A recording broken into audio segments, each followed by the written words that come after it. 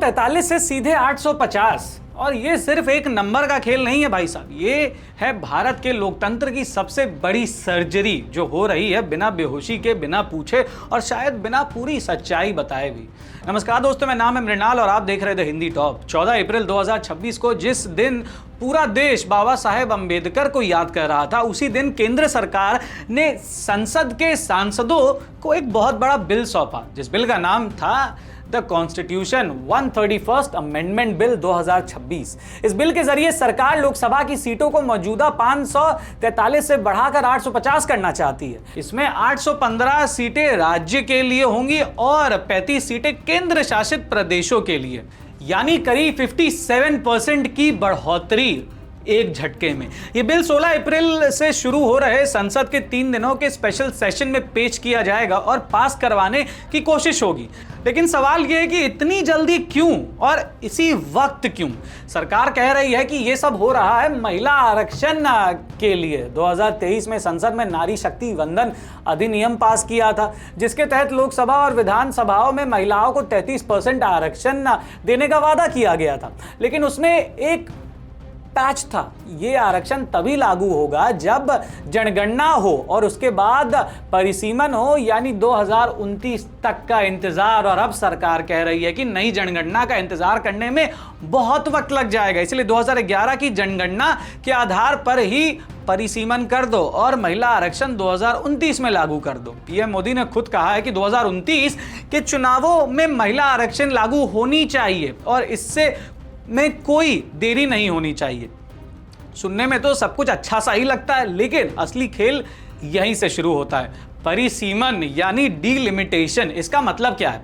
नए सिरे से तय करना कि देश में संसदीय सीटें कहां कहां होंगी, किस राज्य को कितनी सीटें मिलेंगी। अभी तक लोकसभा का ढांचा 1971 की जनगणना पर टिका हुआ है। 2001 में एक संशोधन के जरिए तय किया गया ताकि 2026 के बाद होने वाली जनगणना तक सीटों की संख्या नहीं बदलेगी, यानी 50 साल से ज्यादा वक्त से आबादी बदली लेकिन नक्शा नहीं बदला। अब ये नया बिल उस पुराने प्रावधान को पूरी तरह हटाना चाहता है और ये तय करने का अधिकार संसद को देना चाहता है कि किस जनगणना के आधार पर परिसीमन होगी। ये सुनने में टेक्निकल सा लगता है, लेकिन इसके नतीजे भाई साहब बहुत राजनीतिक है। अब आते हैं असली सवाल पर कि भारत में उत्तर के राज्यों यूपी, बिहार, एमपी, राजस्थान की आबादी दक्षिण के मुकाबले बहुत तेजी से बढ़ी है।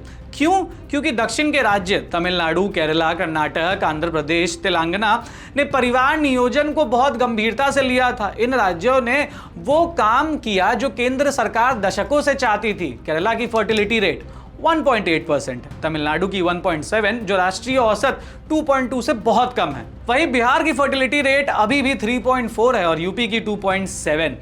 और अब परिसीमन का हथौड़ा उन्हीं राज्यों के सिर पर पड़ने वाला है जिन्होंने देश की बात मानी। Carnegie Endowment for International Peace की एक रिपोर्ट कहती है कि अगर 2026 की जनसंख्या के आधार पर सीटें बांटी गई तो तमिलनाडु को 8 सीटें गंवानी पड़ सकती है, केरला को भी 8, तेलंगाना को भी 8 और आंध्र प्रदेश को भी 8 सीटें गंवानी पड़ सकती हैं। वहीं यूपी को 11 और बिहार को 10 सीटें और मिल जाएंगी। दक्षिण के राज्य देश की कुल जीडीपी में 35% योगदान देते हैं, लेकिन उनके पास देश की आबादी का सिर्फ 18% हिस्सा है। तो सोचिए, जो राज्य देश को सबसे ज्यादा टैक्स देता है वही राजनीतिक रूप से सबसे कमजोर पड़ जाएगा। अब जरा बीजेपी की राजनीति को समझते हैं कि बीजेपी का दक्षिण भारत में बहुत कम प्रतिनिधित्व ऑलरेडी है, बहुत कम। विंध्य के दक्षिण के राज्यों से बीजेपी के पास लोकसभा में नाम मात्र की सीटें हैं। तो अगर परिसीमन से यूपी और बिहार में बीजेपी को 20-25 सीटें और मिल जाए तो दक्षिण में कुछ घटेंगे तो बीजेपी को वैसे भी फर्क नहीं पड़ता, क्योंकि वहां उसकी कोई बड़ी उपस्थिति ही नहीं है। लेकिन इसी बिल में एक और चाल खेली गई है। पीएम मोदी ने तमिलनाडु और केरला में रैलियां करके ये वादा किया है कि परिसीमन से दक्षिण की एक भी सीट नहीं घटेगी, यानी सीटें बढ़ेंगी, घटेंगी नहीं। और ये वादा करके बीजेपी दक्षिण में एक नई राजनीतिक जमीन तलाश रहा है। तमिलनाडु और वेस्ट बंगाल में अभी चुनाव चल रहे हैं। अगर ये बिल 16-18 अप्रैल के बीच पास हो जाए तो ये खबर चुनावी माहौल में ताज़ी रहेगी और महिला मतदाताओं को लुभाने का काम भी करेगी। तो ये महिला आरक्षण की आड़ में चुनावी फायदे का एक बहुत सोचा समझा खेल माना जा सकता है। लेकिन सबसे खतरनाक बात क्या है इसमें भी, इस बिल के तहत जो डिलिमिटेशन कमीशन बनेगी उसके फैसले को किसी भी अदालत में चुनौती नहीं दी जा सकती, यानी न्यायपालिका इस पूरे खेल से ही बाहर कर दी गई है। ये लोकतंत्र के लिए बहुत बड़ा खतरा है जो कि मंडरा रहा है। विपक्ष एकजुट होकर इस बिल का विरोध भी कर रहा है। तमिलनाडु के सीएम एम के स्टालिन ने कहा कि अगर इस परिसीमन से तमिलनाडु का नुकसान हुआ तो वो मैसिव एजिटेशन करेंगे, पूरे राज्य को ठप कर देंगे।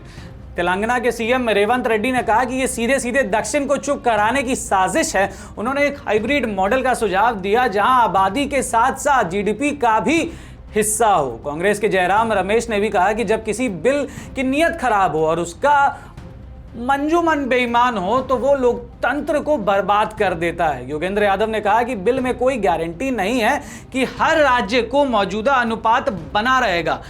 पीएम ने वादे किए लेकिन बिल में एक लाइन नहीं है उस वादे को पूरा करती और जो दिखाई दे। टीएमसी के डेरेक ओब्रायन ने कहा कि यह बिल महिला आरक्षण से ज्यादा परिसीमन के बारे में है और बिल की कॉपी सांसदों को पहले से क्यों नहीं दी गई।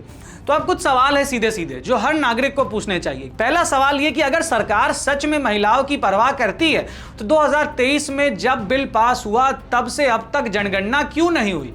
2021 की जनगणना आज भी अधूरी क्यों है? दूसरा यह कि जिस देश में चुनाव चल रहे हों उस दौरान संसद का स्पेशल सेशन बुलाकर संविधान बदलना क्या यह नैतिक है? विपक्ष का आरोप है कि मॉडल कोड ऑफ कंडक्ट लागू होते हुए संविधान संशोधन करना लोकतांत्रिक परंपराओं का उल्लंघन है। तीसरा, डिलिमिटेशन कमीशन के फैसले को अदालत में चुनौती न देना क्या ये खुला इन्विटेशन नहीं है जेरी मैंडरिंग के लिए? और चौथा, जो राज्य देश की पॉपुलेशन पॉलिसी मानते हुए अपनी आबादी कम रखते हैं उन्हें संसद में कम आवाज मिले, क्या यही इनाम है उनके लिए? दोस्तों 850 सीटें बुरी बात नहीं है, ज्यादा प्रतिनिधित्व, ज्यादा रिप्रेजेंटेशन, ज्यादा लोकतंत्र, महिला आरक्षण एक जरूरी कदम। लेकिन जब सही काम गलत तरीके से गलत वक्त पर और बिना सलाह मशवरे के होता है तो उसकी नीयत पर सवाल उठना भी स्वाभाविक है। बीजेपी दक्षिण भारत में पांव जमाना चाहती है, यह भी सच है, लेकिन एक ऐसा कदम जो दक्षिण की चिंताओं को नजरअंदाज करे वो उस मकसद को भी नुकसान पहुंचाएगा। भारत का लोकतंत्र सिर्फ नंबरों का खेल नहीं है भाई साहब, ये हर राज्य, हर भाषा, हर संस्कृति की आवाज का खेल है और वो आवाज 850 में भी होनी चाहिए, 543 की तरह। ऐसी और खबरों के लिए देखते रहे द हिंदी टॉप। और अगर अभी तक आपने हमारे सारे प्लेटफॉर्म्स को लाइक, शेयर, सब्सक्राइब नहीं किया तो जल्द से जल्द कर ले।